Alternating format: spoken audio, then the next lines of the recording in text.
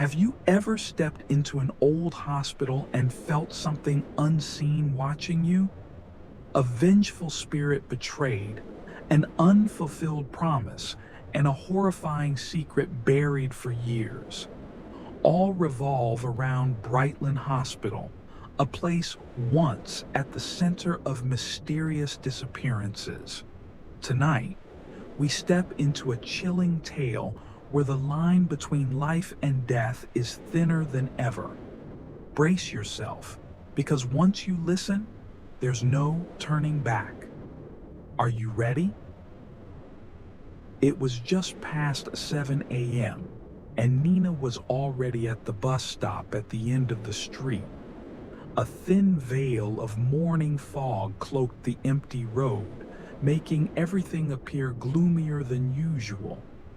A few women walked past, leading their children to school.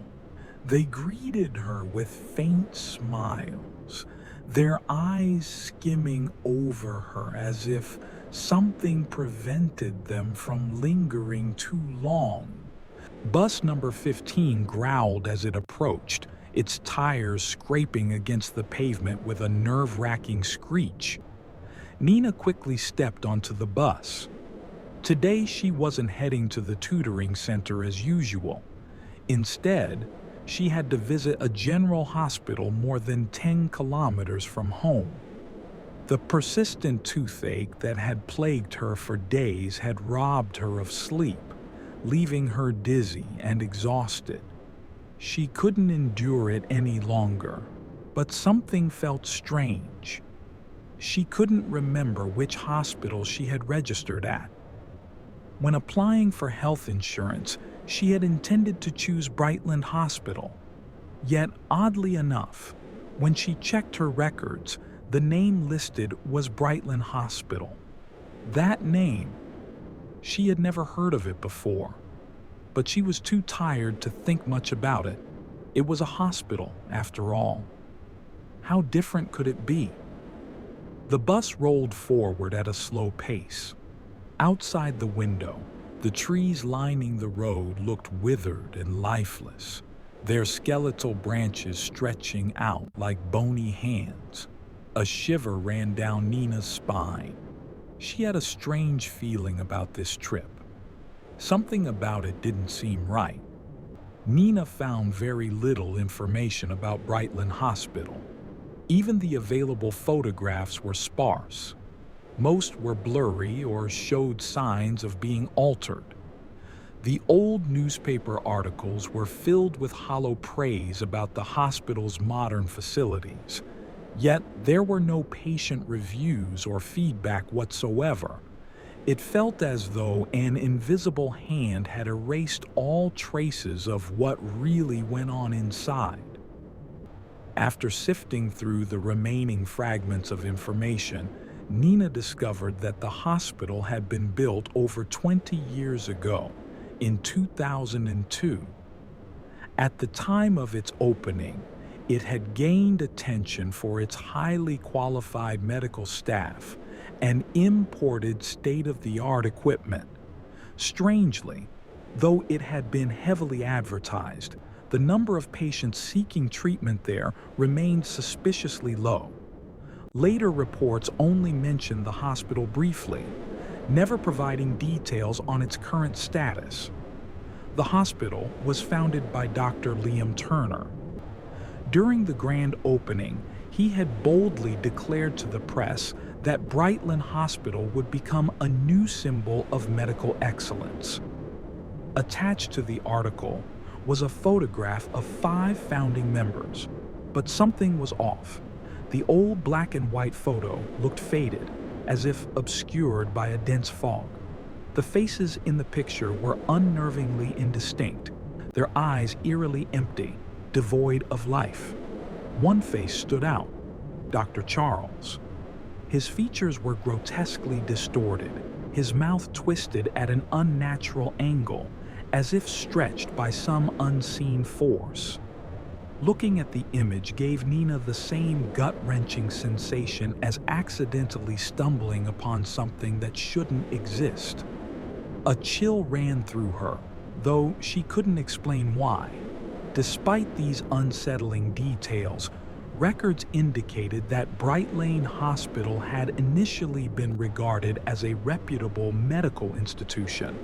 But then, the disappearances began. At first, it was just a few patients. Then, doctors and nurses started vanishing, without a trace.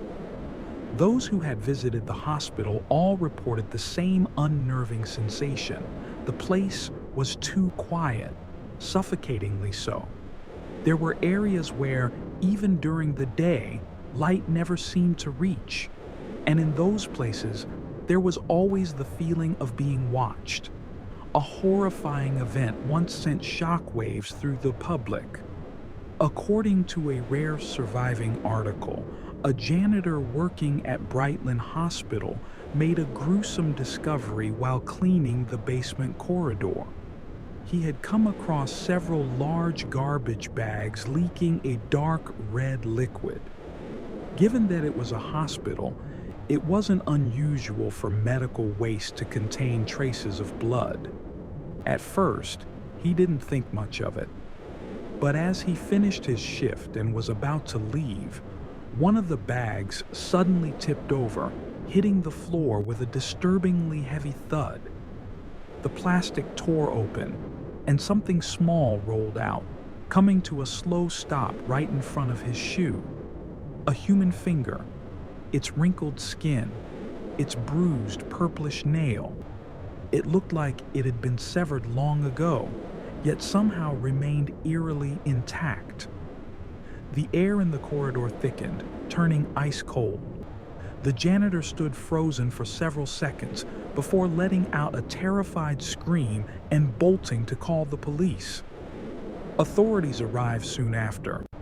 When they opened the bags, they found a total of 10 fingers, neatly arranged in an unsettling manner. The fingerprints were analyzed.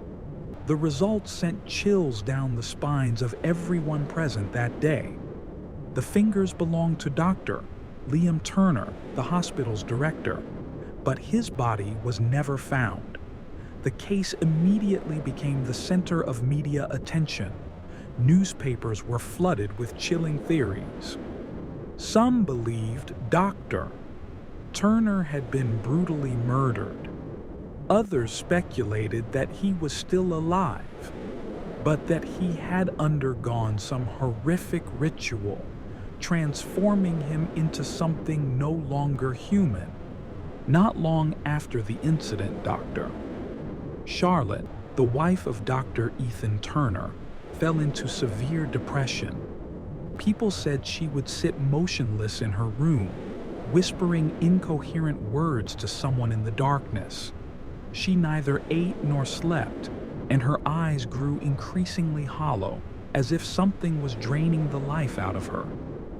Then, one day, she took her own life in their home. From the 5 original founders of Brightlain Hospital, only 3 remained. The hospital's operations quickly declined. Medical errors became frequent, and patient complaints surged. But what frightened people the most wasn't the negligence of the staff. It was the strange figures that appeared in the hospital at night. The whispers echoing from empty rooms. Windows swinging open on their own despite the still air. One patient recounted that on the final night before Brightlain Hospital shut down, he saw a man standing in the hallway, his back turned. The man wore a white lab coat, but his hands ended at the wrists, severed. The patient tried to call out, but before he could speak, the man turned around, and he saw there was no face. Not long after, Brightlain Hospital officially closed its doors. The media raised questions, but no answers were given. Over time, all information about Brightlain Hospital faded into obscurity, as if everything connected to it had been buried. 17 years passed in the blink of an eye. One of the 3 remaining founders was still alive. Dr. Noah, who had quietly left the country after the horrifying events at Brightlain, had now returned. The news reported that after years of working abroad to refine his expertise, he had decided to come back, partly to contribute to the nation's medical advancements, and partly to continue the unfinished dream of his former colleagues. Accompanying Dr. Noah was Madame Nadia. As for Dr. Thomas, the last remaining co-founder, there was no information about him. It was as if he had vanished completely. Thanks to Dr. Noah, Brightlain Hospital was resurrected. From an abandoned building left to decay for nearly 2 decades, the hospital was swiftly restored, renovated, and within a year, it once again became a leading medical institution. Reading the news, Nina let out a relieved sigh. At least, the place she was about to visit wasn't as terrible as she had feared. She was lost in thought, wondering if she should change her health insurance information, when the bus suddenly came to a halt. Looking up, she realized she had arrived. Nina stepped off the bus, immediately sensing that something was wrong. This didn't look like a place where a hospital should be. Around her was a desolate road, flanked by vast, overgrown fields stretching endlessly like an abandoned plain. No houses, no passing cars. The morning air should have been cool, yet it carried an indescribable heaviness. A thought flashed through her mind. Did I go to the wrong address? Nina quickly pulled out her phone to check the map. The small blue dot marking her location was about 800 meters from the hospital. With no other choice, she followed the directions, stepping forward cautiously. From the bus stop, she walked straight for about 300 meters. Her footsteps echoed strangely on the empty asphalt road, the sound bouncing through the eerie silence. At the intersection, she turned left and continued forward. The path wasn't difficult to follow, but with every step, the unease within her grew stronger. No people, no sounds, except for her own footsteps. She swallowed hard. If someone with bad intentions appeared now, she wouldn't even know how to call for help. Then, instinctively, she stopped. A strange sensation crawled up her spine, the feeling of being watched. She spun around. Nothing, but in the tall, unkempt grass by the roadside, something had moved, just for a brief moment. Then everything was still again. A chill crept up her back. Nina took a deep breath, forcing herself to stay calm. It's just the wind, or maybe an animal. Still, her steps quickened. Up ahead, shrouded in the thin morning mist, a white-gray building slowly emerged. The more she thought about it, the more her fear grew. She gripped her phone tightly, moving faster, desperate to reach the hospital as soon as possible. But just as she reached the final turn, barely 100 meters away from the entrance, she heard footsteps behind her. At first they were distant, blending with the rustling wind through the wild grass. But within seconds, they grew clearer, closer, as if someone was deliberately closing in on her. Her breath caught in her throat, her heart pounding wildly. She picked up her pace, refusing to look back. Not even a glance. Just reach the hospital, she told herself. The distance wasn't far now. Just a little more. Thud. Pain. Her entire body crashed onto the cold ground. The dizziness struck first, then the realization. She had tripped into a large hole by the roadside. She tried to push herself up, but a sharp pain flared in her ankle. She gasped, beads of cold sweat forming on her forehead. And in that instant, the footsteps stopped. They were right behind her now. Nina clenched her phone, too terrified to lift her head. But when the shadow in front of her finally came into view, her heart skipped a beat. It wasn't a thief or some deranged stalker. It was a young man around her age, dressed in a crisp white shirt and black trousers. His face was unnaturally pale under the dim morning light. His deep-set eyes were sharp, cold, yet carried an inexplicable calmness. Before Nina could fully process what had happened, the young man knelt beside her, carefully inspecting her ankle. His fingers brushed against her skin, ice cold, sending an involuntary shiver down her spine. "It looks like you've sprained it," he said in a calm, measured tone, one that seemed almost too composed. "You should get it treated at the hospital. If not, walking will become much more difficult." Nina blinked, surprised. A sprain? She glanced down and finally noticed how swollen her left ankle had become.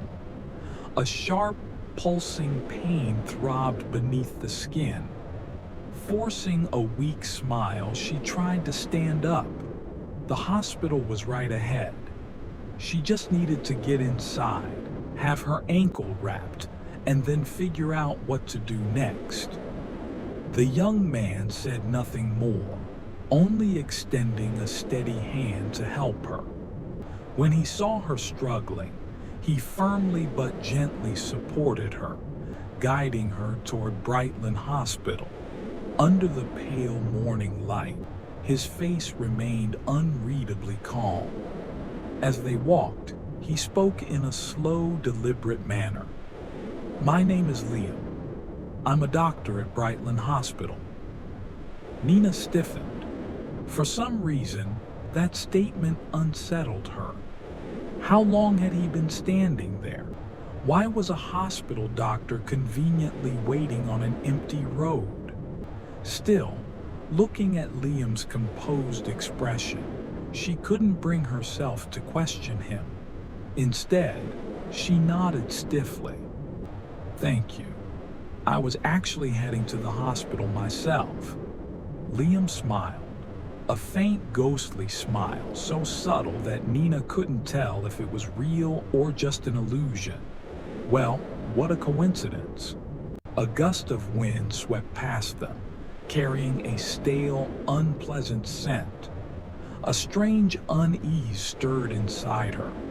She wasn't sure if she was fortunate to have met him. In the blink of an eye, they arrived at the hospital entrance. Liam helped Nina onto a waiting bench before excusing himself. She took a number for her turn and sat there, trying to ignore the dull ache in her ankle. While waiting, she let her gaze wander around. Despite its reopening, the hospital still carried remnants of its past. From the moment she stepped in, she had noticed the layout, a U-shaped complex with two newly renovated wings. But the middle wing, that one remained old. The walls had been repainted, but the stains beneath peeked through.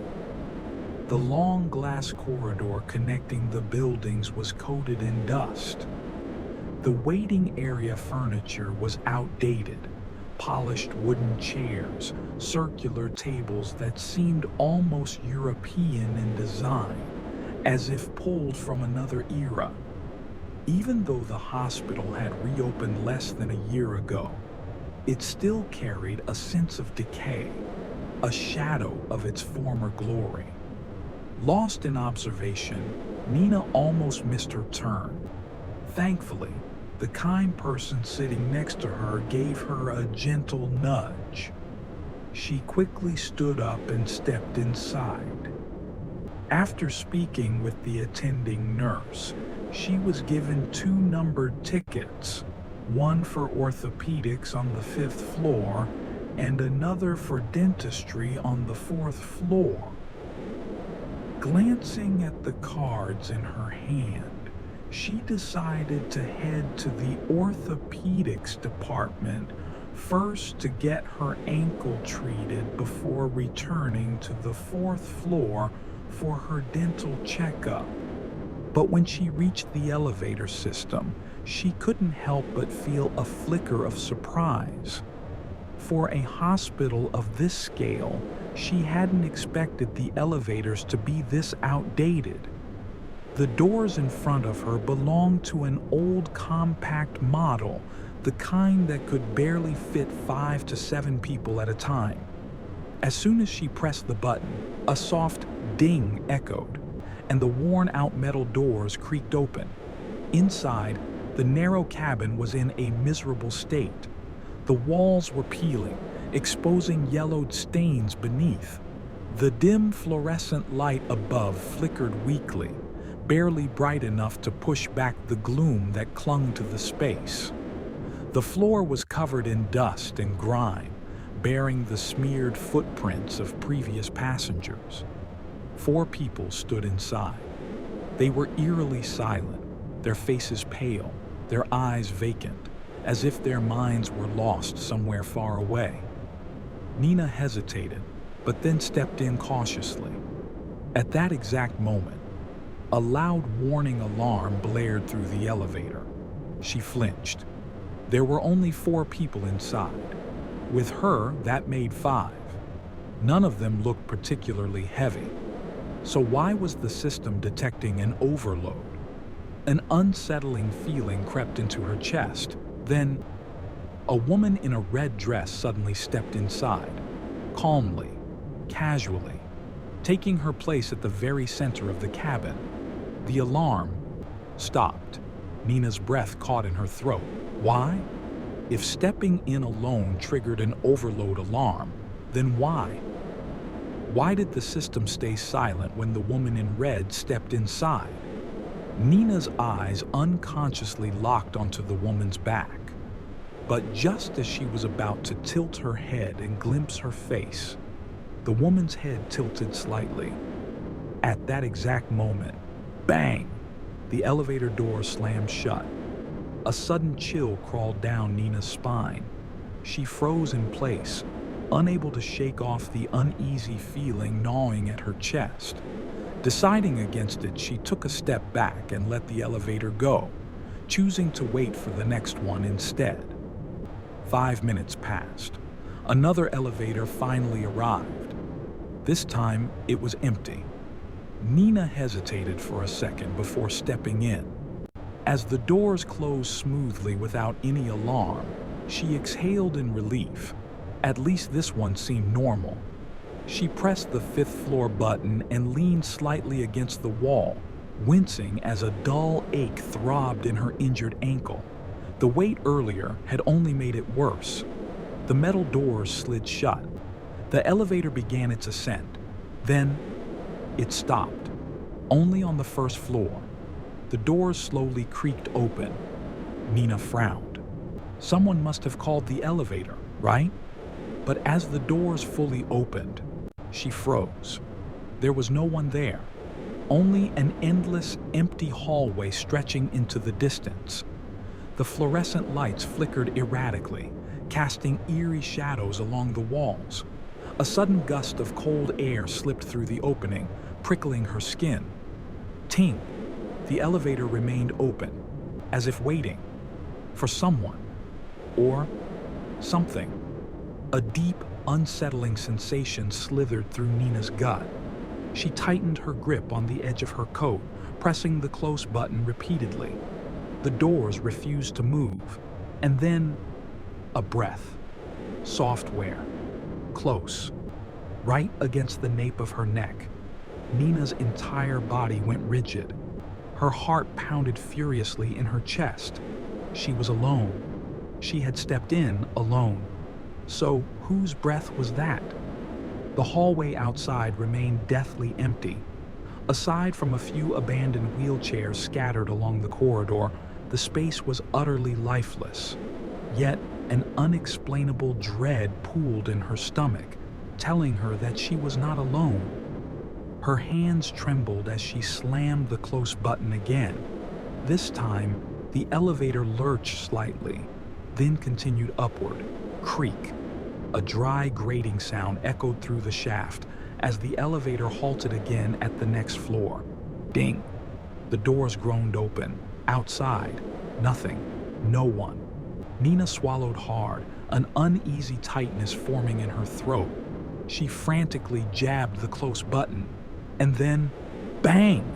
A deafening crash shook the elevator. The entire cabin shuddered violently, as if something massive had just slammed into it. The creaking, screeching sound came from the worn-out machinery, as if it were overloaded or struggling to function before completely breaking down. Nina clutched her handbag tightly, trying to steady herself. But why did the elevator doors open automatically every time it stopped, even when there was no one outside? She began to notice something strange. Although no one was getting on or off, the atmosphere inside the elevator seemed to change.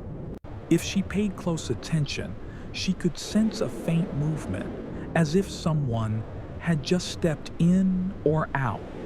The thought sent chills down her spine. She just wanted to reach the 5th floor as quickly as possible. Luckily, after a while, the elevator finally stopped. Without hesitation, Nina stepped out quickly. But the moment she lifted her head, she froze. A figure identical to herself was standing right in front of her. For a brief moment, her heart skipped a beat. Her mind went blank.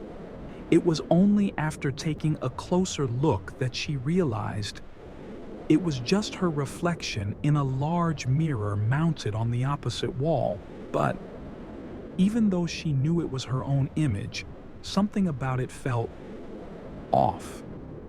She frowned. The face in the mirror was unnaturally pale, almost sickly, just like the people in the elevator earlier. A chill ran down her spine, but she forced herself to ignore it. She quickly walked past the mirror and headed straight to the examination room, following her cue number.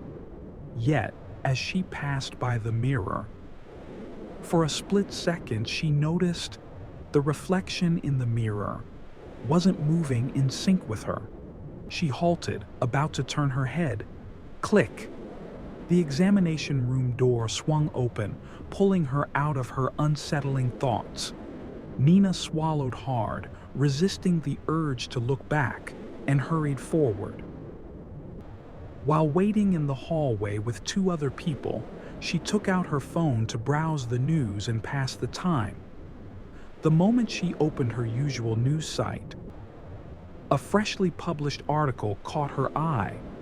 The bold headline read, "Tragedy of Bus Route 18." Nina's heart skipped a beat. She began reading intently. According to the report, around 8 a.m. this morning, Bus 18 had been involved in a collision with an oncoming truck near the station. The driver had tried to regain control, but the rear end of the bus had been severely damaged. 2 passengers were critically injured, while the others only suffered minor bruises and scrapes. Nina shuddered as she looked at the images of the accident scene. The area that was most heavily damaged was the exact seat she always sat in. The passenger who had occupied that seat was now in critical condition. Nina stood frozen, a cold sensation creeping up her body. Just because of a small incident this morning, she had missed that bus. If not, would she have been the one in that accident instead? The mere thought sent a wave of goosebumps over her skin. Spraining her ankle this morning, compared to a serious accident, perhaps she had been incredibly lucky. Yet an uneasy feeling still lingered deep inside her. She felt a pang of sympathy for the injured passenger, hoping they would survive. Suddenly, the overhead speakers crackled to life, pulling Nina out of her chaotic thoughts. Her name was called. She took a deep breath, composed herself, and entered the examination room. About 20 minutes later, Nina stepped back out. Her injured leg was now securely wrapped in white bandages. And yet, that sense of unease still hadn't disappeared. The doctor had handed Nina a crutch, but since she didn't find it necessary, she politely declined. Leaving the examination room, Nina made her way toward the same old elevator she had used earlier. The number displayed on the control panel showed that the elevator was currently on the 3rd floor. In just a moment, it would reach the 5th floor. She waited. Suddenly, a faint laugh echoed from behind her. It was soft, as thin as a whisper carried by the wind, yet it resonated through the empty hallway, sometimes near, sometimes far. A chill ran down Nina's spine. Instinctively, she turned around. What met her eyes was still just her own reflection in the large mirror, but even though she knew it was her, something felt wrong. Her reflection's face was pale, her eyes hollow. She looked like someone who had just stepped out of the afterlife. Her palms grew cold, but she forced herself to turn away. She told herself she was overthinking things, but the moment she shifted her gaze away, the figure in the mirror suddenly changed. The face twisted, its eye sockets dark and hollow. The corners of its mouth curled into a grotesque smile, a smile that didn't belong to a human. But Nina didn't see it. She remained standing there, waiting for the elevator, completely unaware that something in the mirror was staring at her. The laughter from earlier had also vanished. Ding! The elevator arrived. The doors slowly slid open. Inside, a woman in a red dress stood motionless in the corner. Her head hung low, long hair obscuring her face. Nina recognized her immediately. The woman from the ground floor. The one who had entered the elevator earlier without triggering the sensor. Her heartbeat faltered for a second, but she quickly reassured herself. After all, this woman hadn't done anything. Taking a deep breath, she stepped into the elevator. This time, she was heading to the 4th floor for a dental appointment. As soon as the door shut, the elevator began to descend. But the air inside abruptly changed. A wave of cold enveloped her, colder than the harshest winter night. Nina hunched her shoulders, pulling up her collar in an attempt to stay warm. Perhaps she should have chosen another hospital. The elevator continued moving. Normally, traveling from the 5th floor to the 4th should only take a few seconds. But more than a minute had passed. The indicator lights on the control panel kept flickering, stuck between the 5th and 4th floors, unnaturally. Nina began to feel uneasy. She stepped forward and pressed the emergency button. No response. She pressed it again. Still nothing. The emergency system had been out of order for a long time. She slammed her fist against the panel, trying to yell, "Is anyone there? Please help me. The elevator is stuck." Only a static noise crackled from the speaker, like a radio struggling to find a signal. "Hello? Can anyone hear me?" Nina tried again. No response, only the same static hum, until the static abruptly cut off, replaced by a faint chuckle. Nina froze. At first, the laughter seemed to be coming from the elevator speaker, but the more she listened, the more she realized something horrifying. The sound wasn't coming from the speaker. It was coming from right behind her. Nina's heart felt like it was about to explode. She trembled as she turned around. The red dress, the woman was still standing there. But something was wrong. The hem of the dress slowly lowered. The laughter grew closer. Nina swallowed dryly, her entire body frozen. The woman's face emerged from behind the curtain of long, matted black hair. Her skin was an ashen gray, like a corpse left unburied for days. Her lips were torn, exposing pale, jagged teeth and darkened gums. The laughter rasped from deep within her throat, hoarse, broken, both terrifying and suffocating. Nina wanted to scream, but no sound came out. Her eyes met the woman's. Two deep, hollow sockets. She couldn't move. Her body was paralyzed, her limbs weak and useless. All she could do was clutch her chest, struggling to breathe. The woman in the red dress didn't move.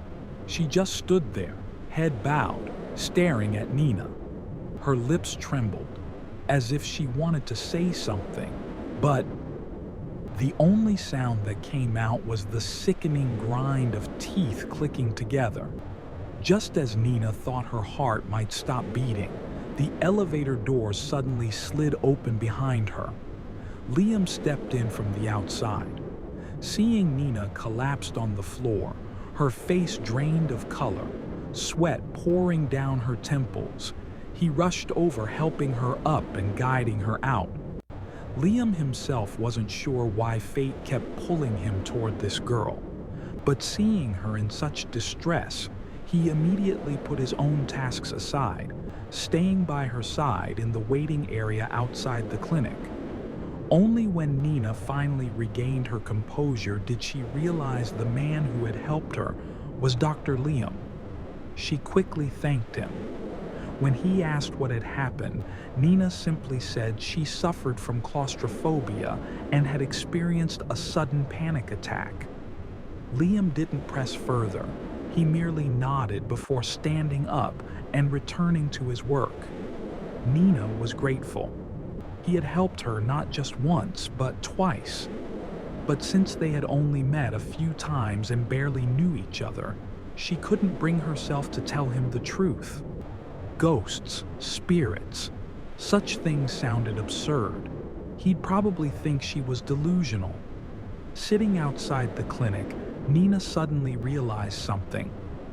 From the moment she entered the elevator to the moment Liam helped her out, less than a minute had passed. And more importantly, there had been no woman in a red dress inside the elevator with her. Everything that had just happened felt like a dream. Or perhaps it was nothing more than a hallucination brought on by all the negative news she had read that morning. Nina reassured herself.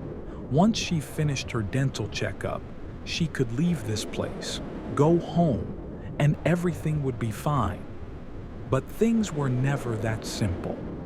Just when she thought nothing stranger could possibly happen, a piercing scream rang out from inside the clinic.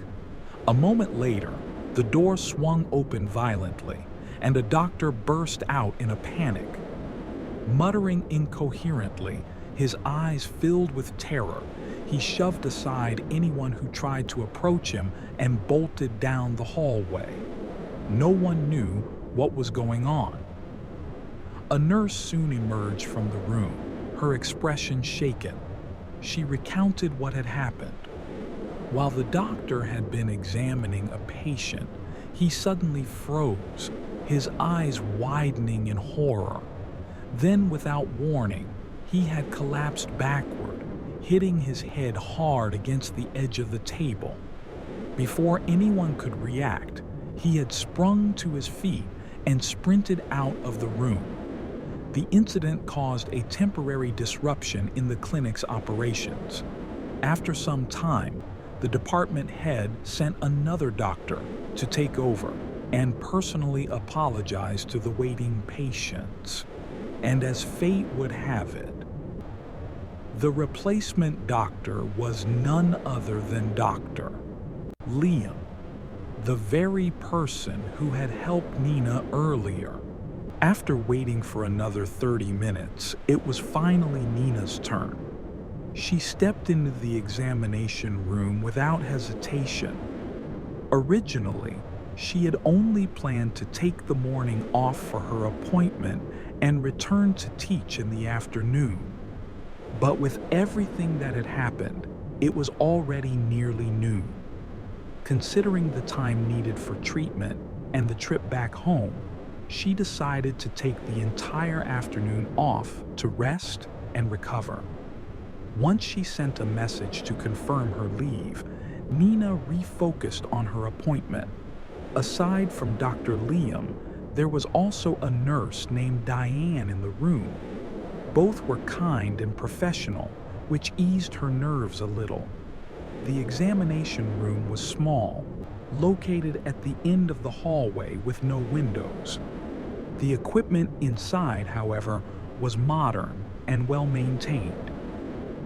Nina supposed that was good enough. Lying back in the chair, she opened her mouth as Dr. Liam conducted his examination. The results were worse than she had expected. 2 of her teeth were severely decayed. If left untreated, she might have to have them extracted and replaced with dentures.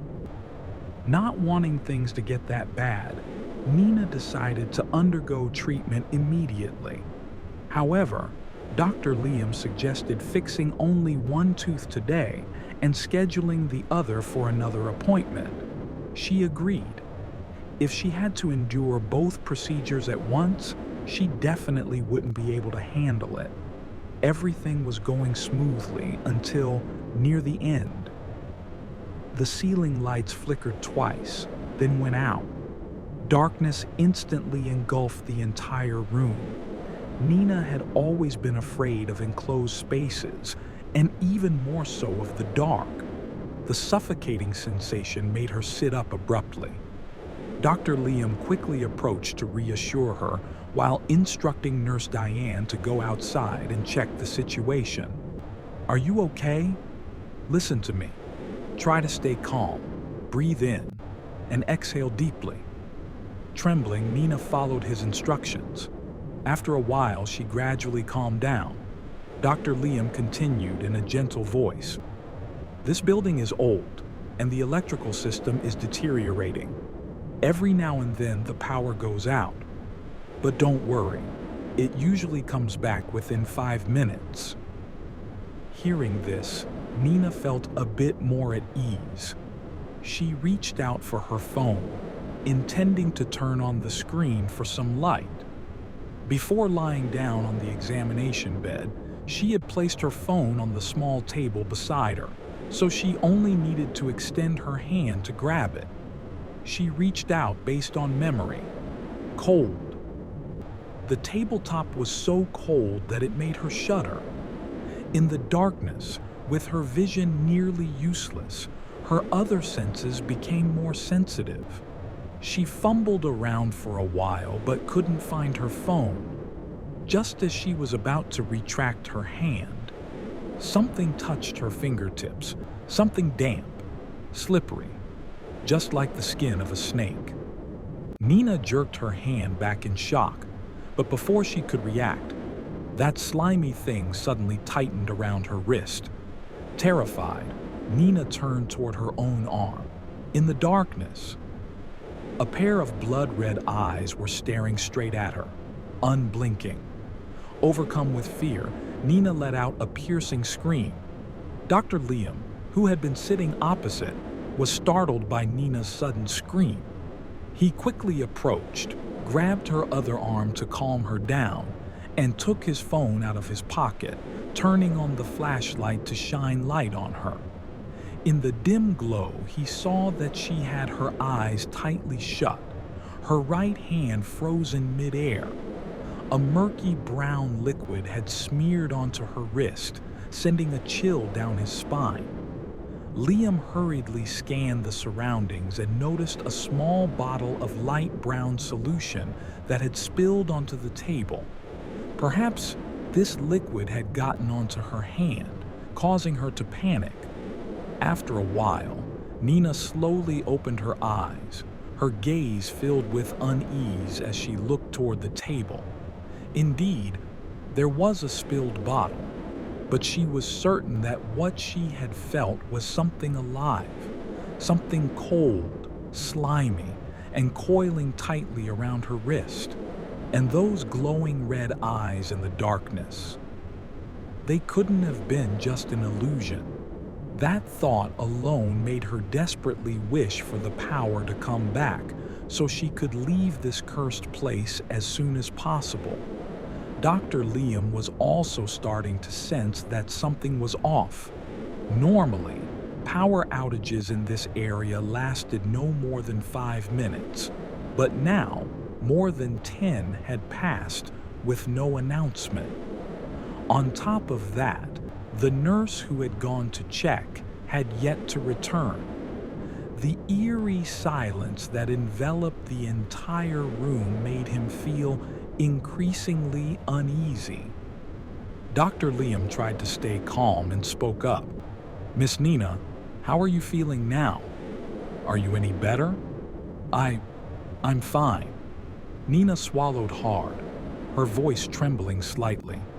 "But, doctor, why hasn't the power come back yet? It's been over 10 minutes, and..." She hesitated before continuing. "I don't hear any sounds from outside." Her words made Liam freeze.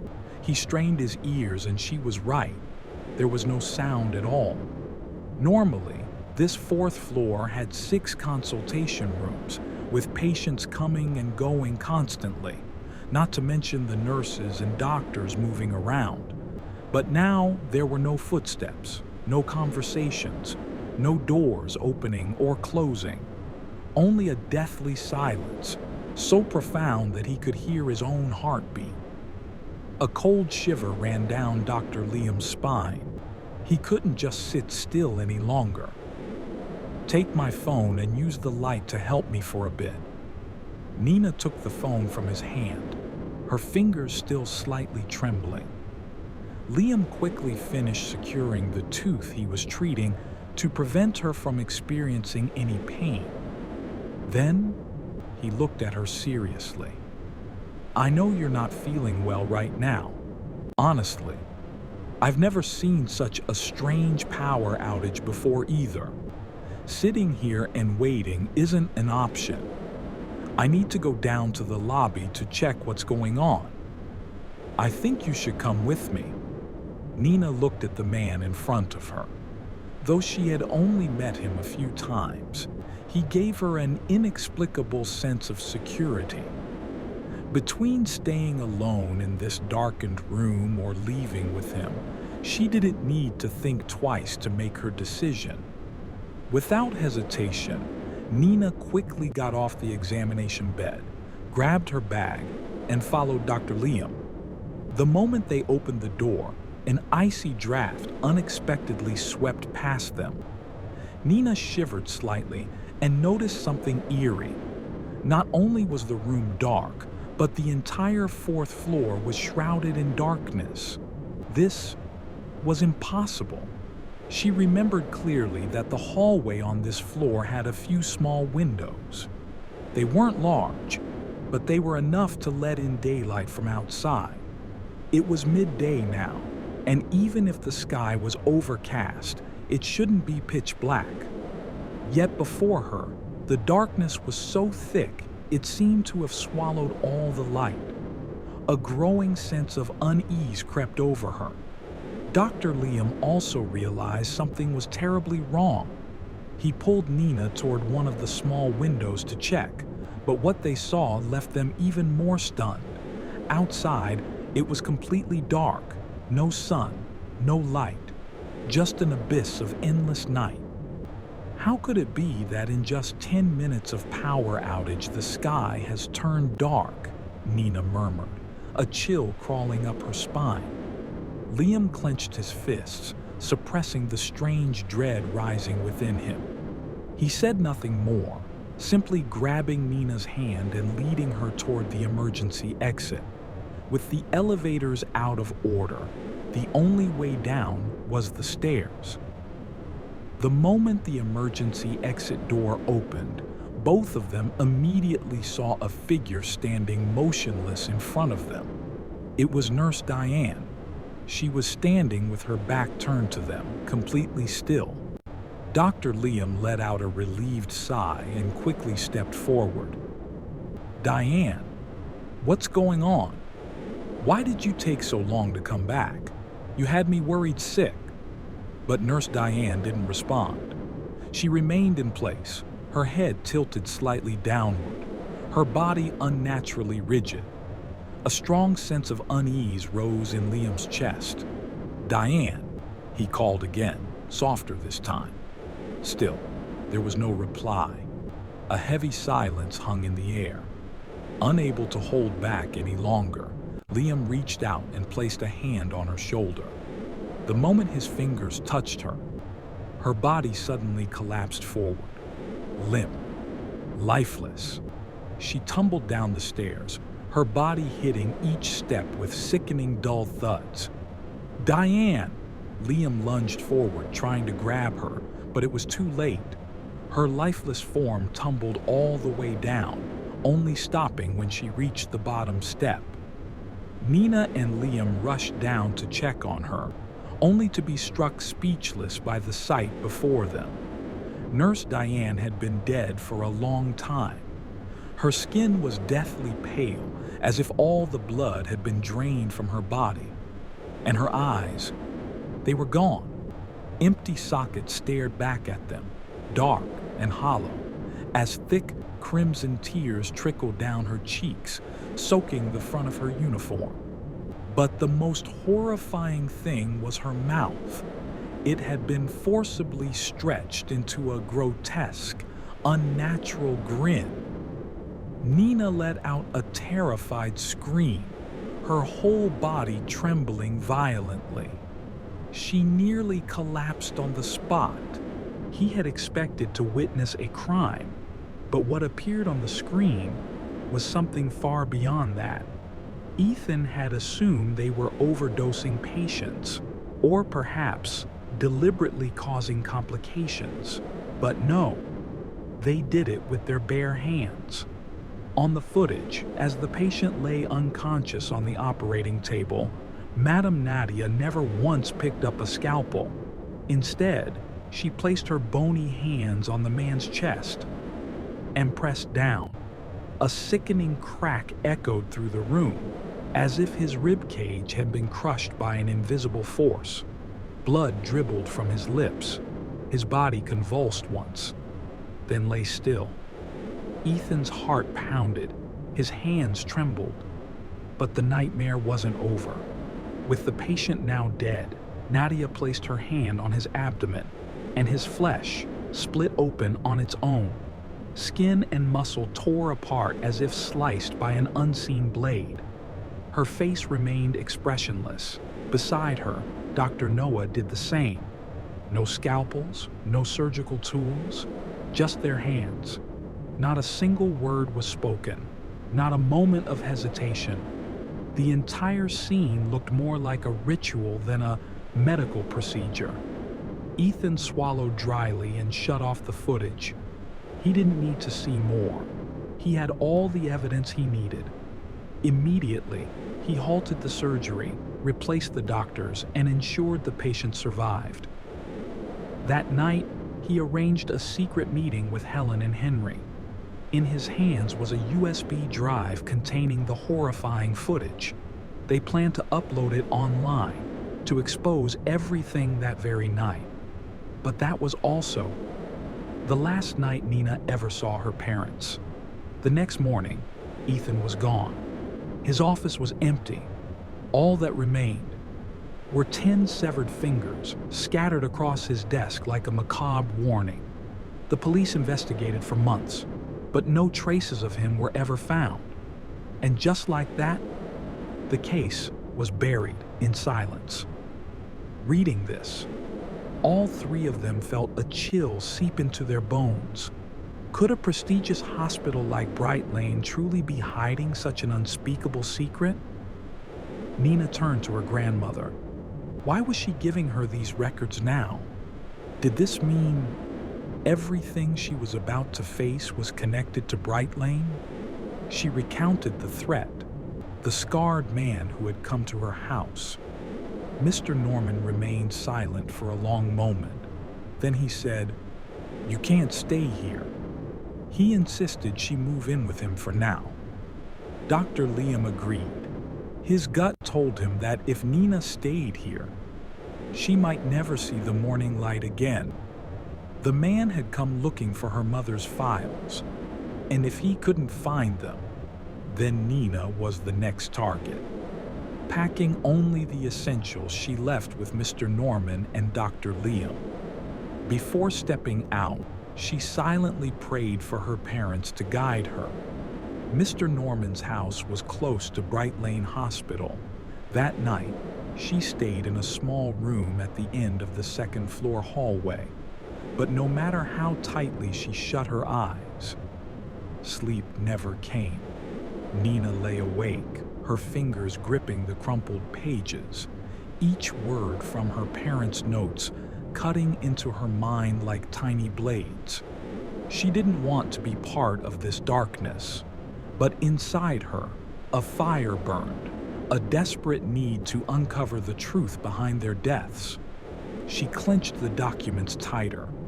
Her eyelids grew heavy, exhaustion finally dragging her under, until something wrapped around her wrist. Nina jolted awake and froze. She was no longer in her room. She was lying on a dentist's chair in the same clinic she had visited that morning. Darkness swallowed the room. The only source of light was the overhead surgical lamp, its blinding glare forcing her to squint. The space was deathly silent. No footsteps, no breathing. Nothing but the sound of her own heart pounding like a war drum. She swallowed hard, trying to steady herself, then slowly glanced around to find an exit. But the moment her eyes landed on the metal table nearby, she froze. On the surface of the table, a metal tray reflected the cold light, and on it, something was twitching. Nina held her breath. She slowly stepped closer, each step feeling like it was pulling her deeper into the endless darkness beneath her feet. When she was just a few centimeters away from the tray, she reached out with a trembling hand to touch the object. A sharp, icy sensation shot up from her fingertips, spreading through her arm and slamming straight into her chest. A damp, sticky texture clung to her skin like something alive. She gasped and jerked her hand back, but the thing seemed to have a strange force, latching onto her skin, pulsing.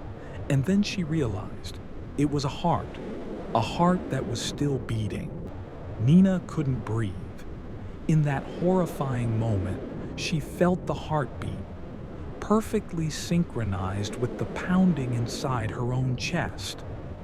A wave of nausea surged through her, but before she could react, a hoarse voice echoed from the dark corner of the room.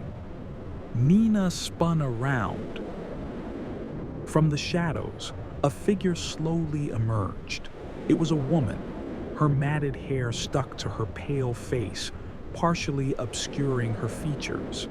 The hospital gown she wore was stained with dried blood, clinging to her body like a second layer of skin. Her twisted mouth revealed unnaturally long teeth as she bent down and picked up the still twitching heart from the floor. Nina was frozen in place, every cell in her body screaming at her to move, but she couldn't. The woman held the heart in her hand. Then, without hesitation, she pressed her skeletal fingers against her own chest and tore it open. A deep, hollow void gaped within her, nothing but darkness inside. She shoved the heart into that empty space. But the moment it touched her body, her face twisted in agony, her eyes widening as if she had swallowed something poisonous. Not Not, not mine. Her voice dissolved into frantic, incoherent muttering. Suddenly, she flung the heart aside, her vacant eyes slowly turning to Nina. Have you seen my heart? Her voice was raspy, yet every word felt like cold claws scraping against Nina's nerves. Do you know where it is? Huh? Huh? She shrieked, then lunged toward Nina like a living nightmare. Nina screamed and dove off the chair, but a chilling sensation crawled down her spine. She knew the woman was right behind her, and her icy breath was already brushing against her nape. Nina tried to open her mouth to scream, but her throat was so tight that she couldn't make a sound, not even a weak whimper. The woman's skeletal fingers tightened around her neck, nails digging into her skin like cold steel hooks. I'll ask you one more time. Her voice rasped, dry and grating like sandpaper scraping against bone. Have you seen my heart, or are you the one who took it? Another hand slid down to Nina's chest, the freezing fingers pressing hard against her sternum. Her heartbeat pounded wildly, like a caged bird thrashing desperately against its prison. The woman's grip tightened as if she was listening to its rhythm, feeling the hot blood surging beneath the thin layer of skin. The air in the room froze. Nina held her breath, each passing second stretching into eternity.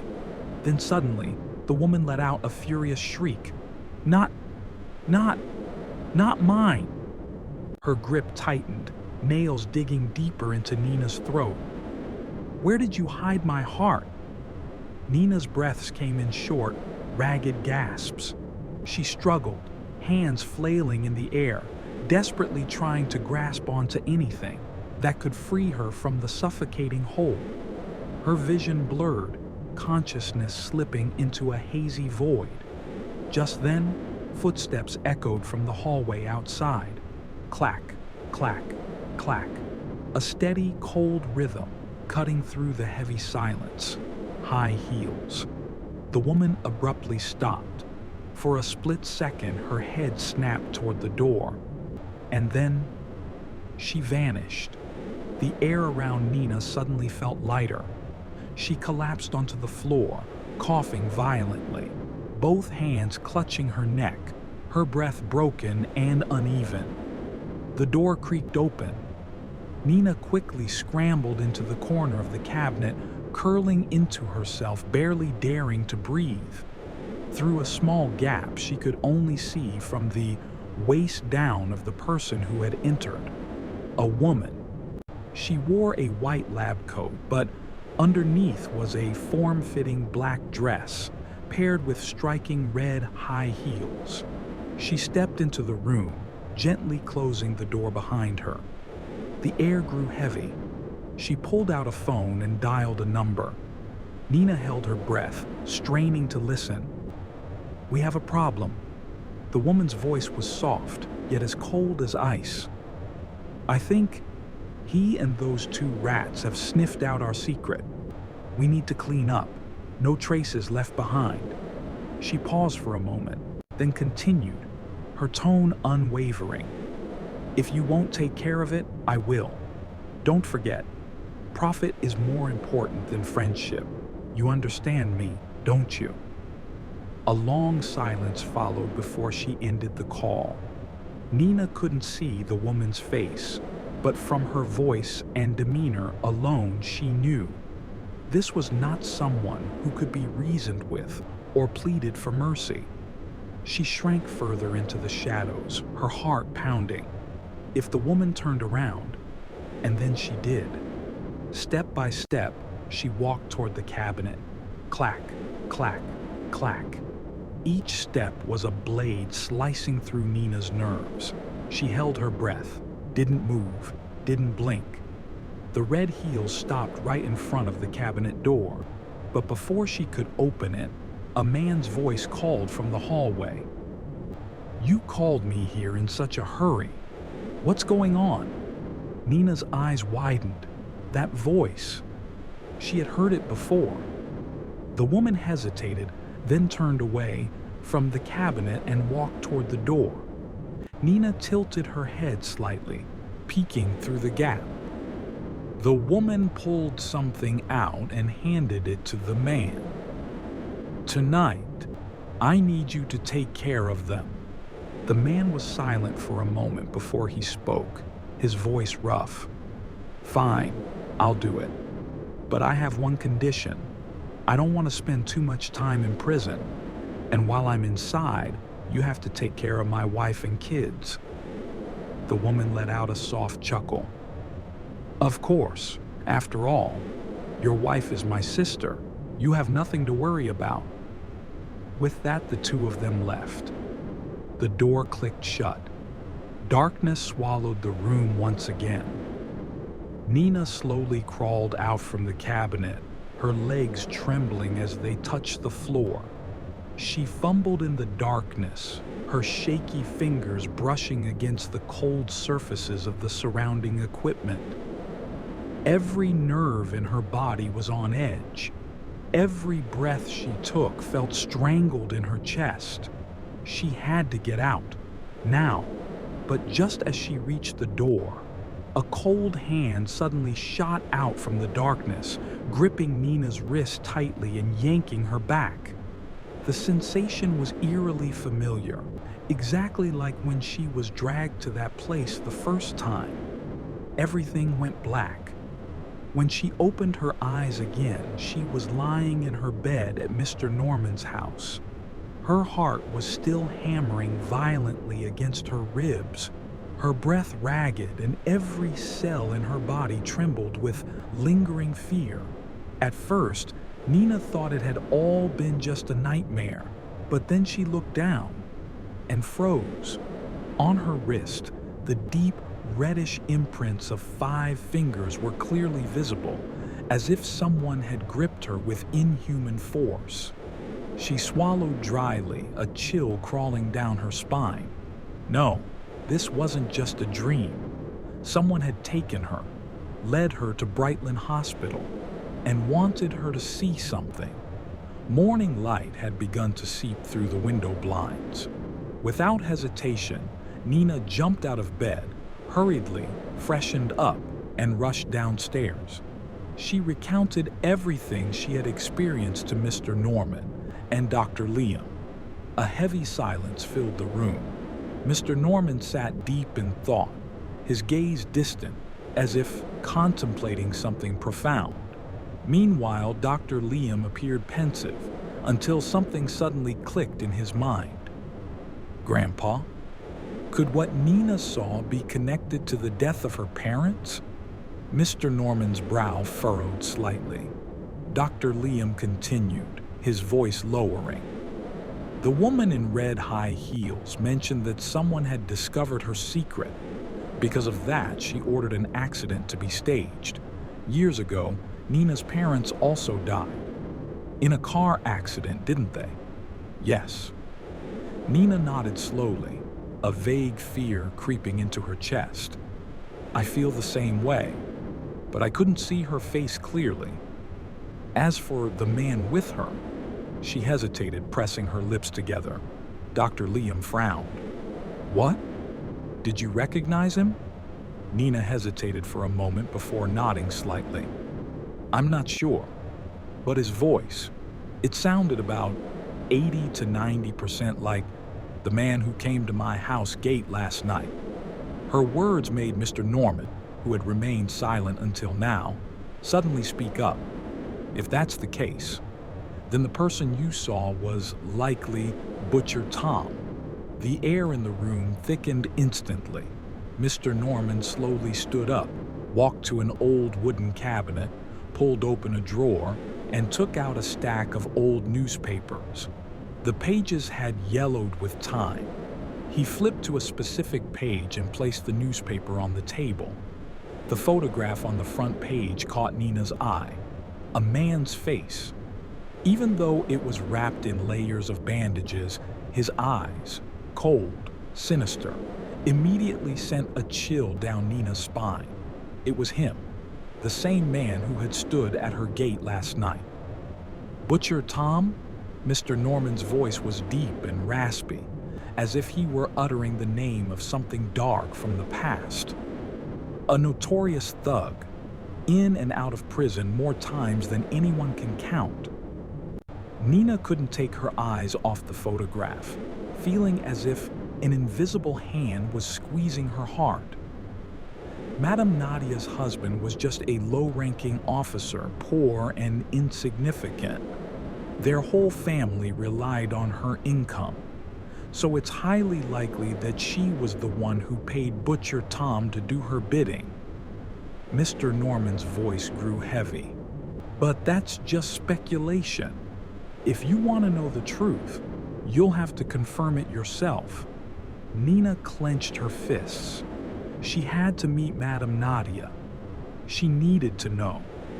Morning light had filled the room, but it couldn't dispel the darkness spreading inside Nina's heart. Today she would go to Brightlain Hospital. Again. Returning to this place, Nina felt more than just fear. There was also an unbearable tension, making her hands ice cold and sweat bead at her fingertips. A suffocating feeling, as if even the air in the hospital had thickened. Just like yesterday, she took a waiting number and headed to the 4th floor. The hallways of Brightlain Hospital were eerily empty. The white-painted walls were peeling, and the flickering fluorescent lights overhead cast an unsettling glow, as if this place had never been properly maintained. The examination room looked exactly like it had in her dream last night. The only difference, Dr. Liam was not the one assigned to check her teeth today. For some reason, that made her uneasy. Everything went smoothly, but the strange feeling continued to linger. More than 3 hours later, after finishing her appointment, Nina went down to the 1st floor to collect her medication. Then, she sat in the waiting area, biding her time until Dr. Liam's lunch break. She had to talk to him.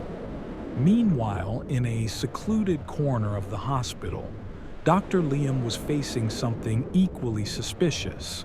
Since morning, the moment he arrived at work, he had been summoned to the hospital director's office, Dr. Noah. The biological father of Ethan was now the director of Brightlain Hospital. He no longer performed surgical operations, but that also meant he was searching for a replacement, someone skilled, discreet, and most importantly, easy to control. And in his assessment, that person was Dr. Liam. The moment Liam stepped into the office, he sensed something was wrong. The atmosphere was heavy. The yellowish desk lamp cast a dim glow over the room, illuminating a small plastic card on Dr. Noah's desk, a dark gray card with nothing but a barcode imprinted on it. At first glance, it looked no different from a bank card, but an inexplicable chill ran down Liam's spine. "Welcome, Doctor." "Liam." Dr. Noah's voice was calm but carried an unmistakable weight. "This may be our first formal meeting, but I've studied you closely. I need someone competent, steady-handed, and most importantly, capable of keeping secrets." His sharp gaze settled on Liam's face, as if waiting for a reaction. "If you accept, I will transfer you to the surgical department and personally guide you." A trap. Liam recognized it immediately, but he had no other choice. He needed to get close to Dr. Noah, find the cracks in the system, and gather evidence about the crimes of the past to help Nina. Slowly, he nodded. "It's an honor to have your trust, Director." Dr. Noah's smile deepened. "Good. I knew you wouldn't disappoint me." He slid the card across the desk toward Liam. "This is a special pass. It grants you access to areas that regular staff cannot enter." His tone was smooth, but there was a strange, chilling glint in his eyes. After your shift ends, return here. I will take you there myself." Liam picked up the card.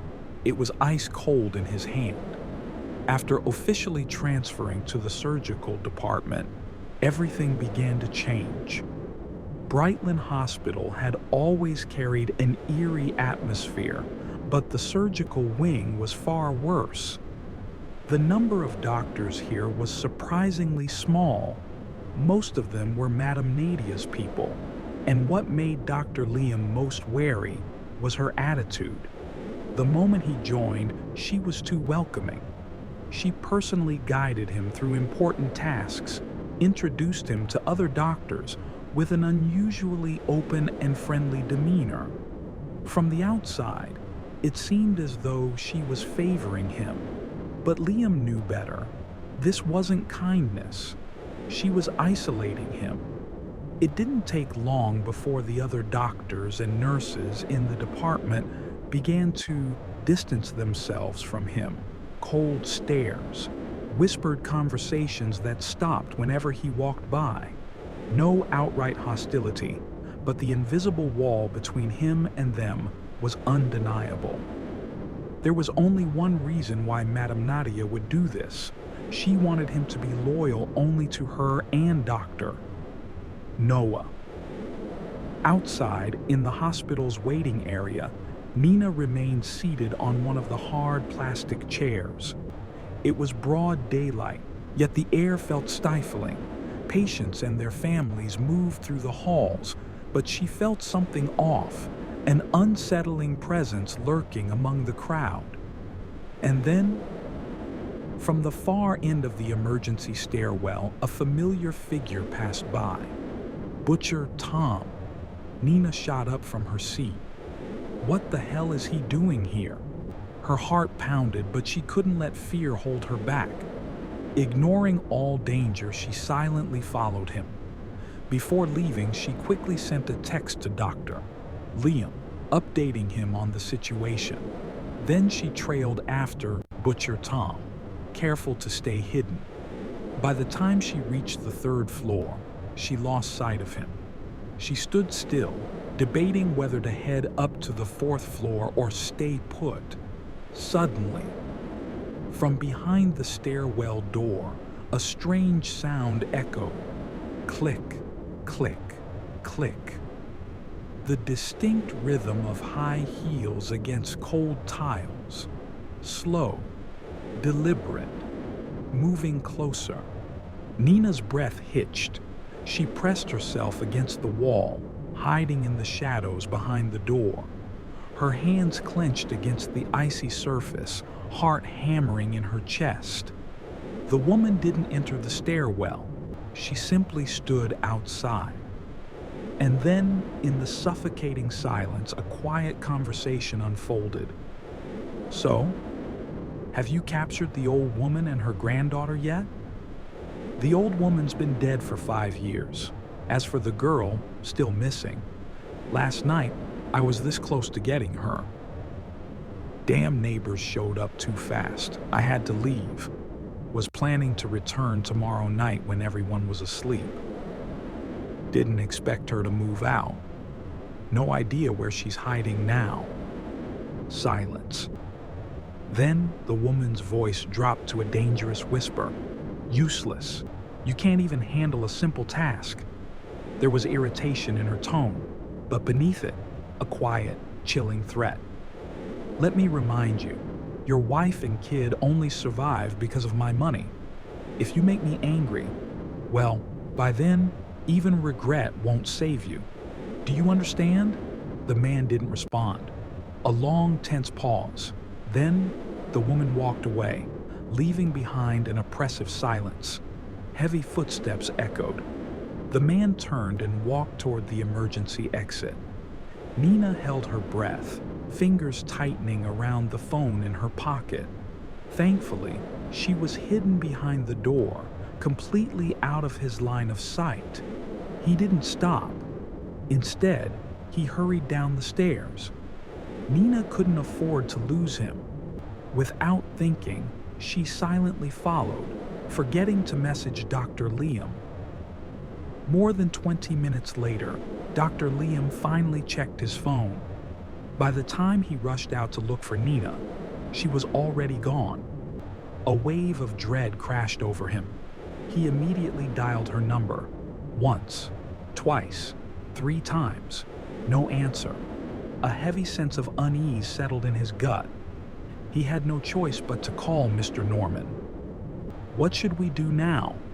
His voice was tense. Mr. Norman sighed on the other end of the line. "For now, we wait. If she doesn't contact us soon, we'll take action." But patience wasn't easy. Nina tailed Butcher Tom into a dead-end alley. He parked his motorbike and quickly disappeared inside one of the houses. She waited, holding her breath. There were only 5 or 6 houses in this narrow alley, making it easier to figure out where he had gone. After observing for a while, she spotted him sitting across from a woman who seemed gentle and reserved. They talked for a moment before Butcher Tom pulled out some cash, handed it to the woman, and left in a hurry. Once he was gone, Nina stepped forward and knocked lightly on the worn-out wooden door. From inside, a cautious voice called out, "Who is it?" "I'm an old acquaintance of your husband. I just want to talk." A long silence followed. Then slowly, the door creaked open. The woman eyed Nina with a mix of curiosity and suspicion. "Why are you here?" Nina sat down, carefully observing. This woman seemed timid, not someone involved in anything sinister. Maybe she truly had no idea what was going on. So Nina decided to take a gamble. She told her everything. About Butcher Tom's past, about her parents, about last night when he tried to kidnap her. At first, the woman only looked surprised, but then, as the story unfolded, her face turned pale. "Stop!" She cut Nina off, her voice trembling. "I know you resent my husband because of the accident years ago, but it was just an accident. He's already paid the price. You can't make up these lies to frame him." She stood up shaking, anger and confusion flickering in her eyes. But Nina had anticipated this reaction. She calmly pulled out her phone and pressed play on an audio recording. In the small, dimly lit room, the voices played loud and clear. "The girl still hasn't been caught. Useless. Don't forget, your wife and kid only survived because of my money." The woman's face drained of color. She recognized her husband's voice, and worse, her sister-in-law's. Nina met her wide, frightened gaze and spoke softly. "I know you're not a bad person. I don't want to hurt you, but I can't let my parents die without justice." She took out a small slip of paper and placed it in the woman's trembling hands. "When you've thought things through, call me." Then, without another word, she turned and walked away. The atmosphere outside the alley grew heavier. The cold night wind howled through the empty streets. Nina stepped out of the alley, then froze in place. Under the flickering streetlight, a woman in a hospital gown stood at the corner of the road. Her long, unkempt hair draped over her face, concealing her features. She remained motionless, as if she had been waiting for a long time. A gust of wind swept through, lifting strands of hair. For a split second, Nina caught a glimpse of her face, and she froze in terror, because that was not a human face. It was the same grotesque, nightmarish visage she had seen at the hospital the other night. Her heart missed a beat. Just as she was about to turn and run the other way, the woman slowly lifted her head. 2 soulless, blood-red eyes stared directly into hers. A chilling fear gripped Nina's body, paralyzing her in place. She wanted to flee, but her limbs felt like they were trapped in ice. She could only watch as the woman stepped closer, each movement exuding a suffocating sense of dread. Each second stretched endlessly.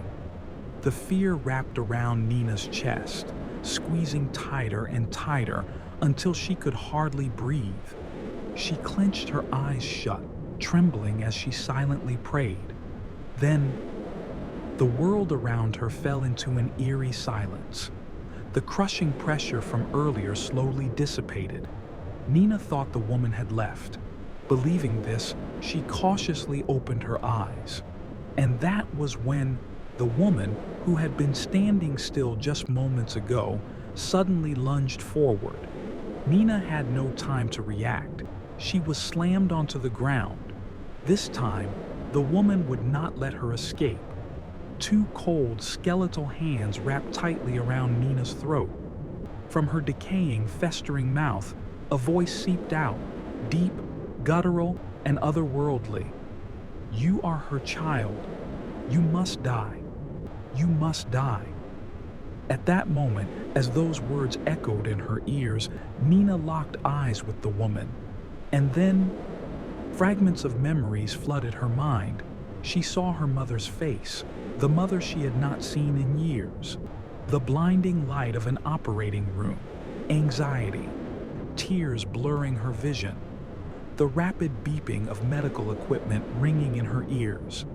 The unbearable pain of life being torn away. Everything played before her eyes, as if she were experiencing it herself. Among the shattered pieces of memory, she saw this woman before her death. She saw how cruel hands ripped her heart from her chest while she was still alive. And then, a name echoed, Nora. She also heard another voice. "I believe in you. You will protect me. I know you will." It was her mother's voice. Madame Helen, Nina's mother, had once promised to save this woman, but in the end, she failed. And now, the vengeful spirit haunting her all this time was none other than Madame Nora, the woman who had been brutally robbed of her heart, left with nothing but a desecrated corpse. Tears rolled down Nina's cheeks.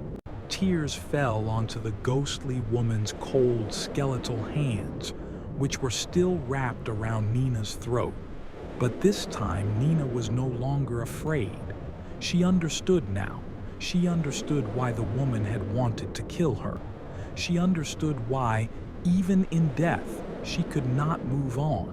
Why she had become a vengeful spirit, forever wandering the hospital halls, searching for her stolen heart.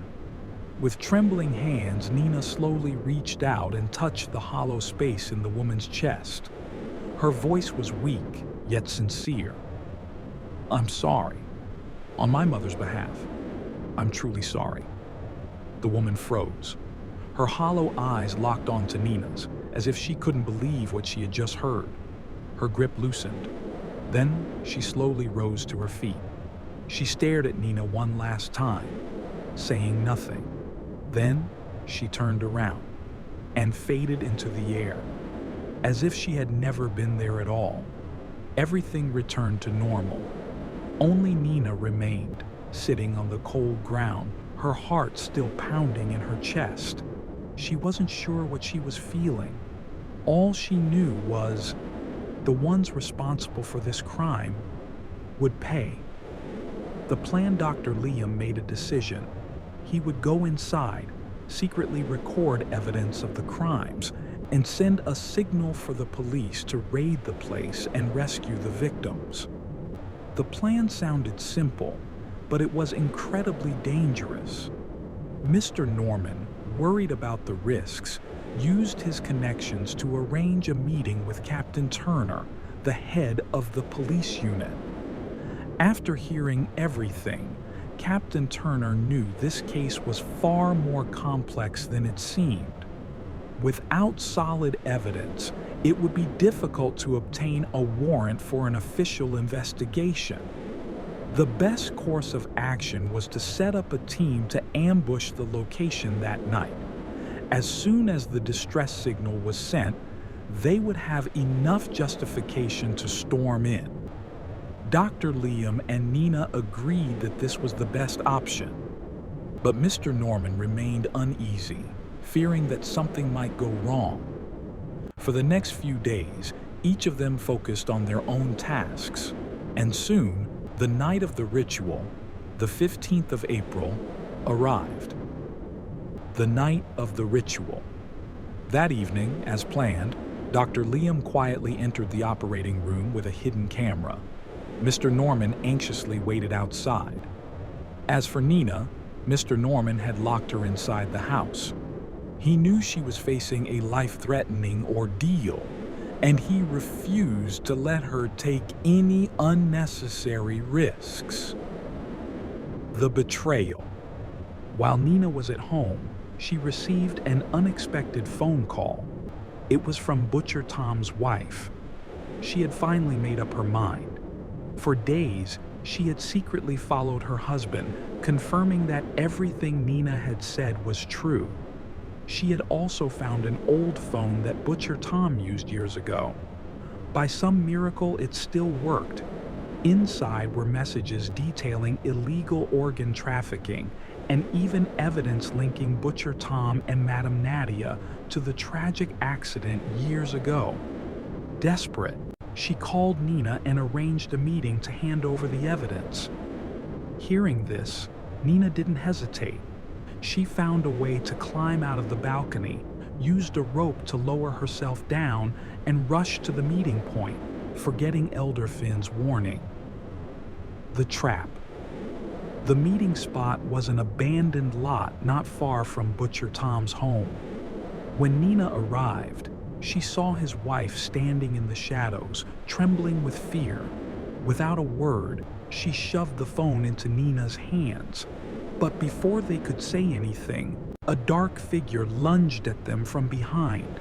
Butcher Tom had followed his wife. The moment he realized her betrayal, his rage exploded. He swung a wooden plank at the back of her head. She collapsed to the ground, unconscious. Nina barely had time to react before he grabbed her, trying to snatch the phone from her hands.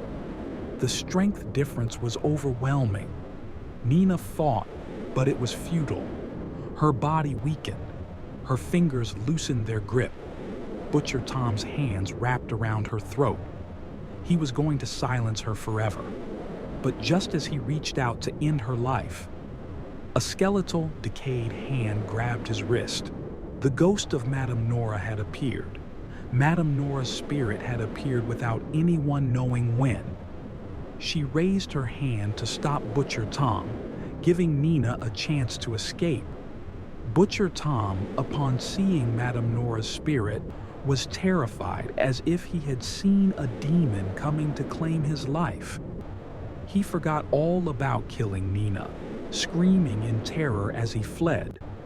Thanks to that, Nina managed to escape successfully. She quickly caught a taxi and rushed straight to Brightlain Hospital. On the other side, Dr. Liam also executed his plan smoothly. Dr. Noah and Dr. Mila did not suspect anything, as they were too focused on preparing for the organ harvest. Seizing the opportunity, Liam deliberately caused a disturbance, forcing them to pause the operation. At that moment, the police outside received the distress signal and immediately stormed the hospital. The criminals panicked, trying to flee, but it was too late. In just over an hour, they were all arrested and taken in for investigation. The patient was rescued in time, luckily surviving. When Nina arrived, the police were escorting the criminals out. She quickly reported the entire incident and handed over the phone containing crucial evidence. In the following days, Brightlain Hospital became the center of a major investigation. The entire black market organ trafficking operation was exposed, revealing the horrifying truth of the past. The truth gradually came to light. Dr. Ethan had indeed been murdered. His body was buried in the backyard of an abandoned building within the hospital grounds, a place that had never been renovated. When the police exhumed his remains, they discovered a damaged USB drive beside him. It seemed that until his last moment, Dr. Ethan had been trying to protect the evidence that could expose Dr. Mila and Dr. Nathan. One by one, those involved in the past crimes were investigated and prosecuted. The case shook public opinion for a long time. Eventually, Brightlain Hospital was permanently shut down. The unfortunate victims were given proper burials. One day, while visiting her parents' graves, Nina accidentally saw a familiar figure. As she approached, she realized it was Madame Nora, but this time, she no longer looked like a terrifying ghost. Her face was calm, gentle, as if she had returned to the way she was when she was alive. She smiled and bowed slightly as if expressing her gratitude. Then, she silently faded away into the air, as if she had never been there. Everything around returned to normal. Only Nina remained, sitting on the cold ground, her heart still pounding. She didn't know exactly what she was feeling. She only knew. Those who committed these crimes must pay the price. She silently prayed, hoping that Madame Nora and the other victims could finally find peace, so that in their next lives, they could be reborn into a world of tranquility and kindness.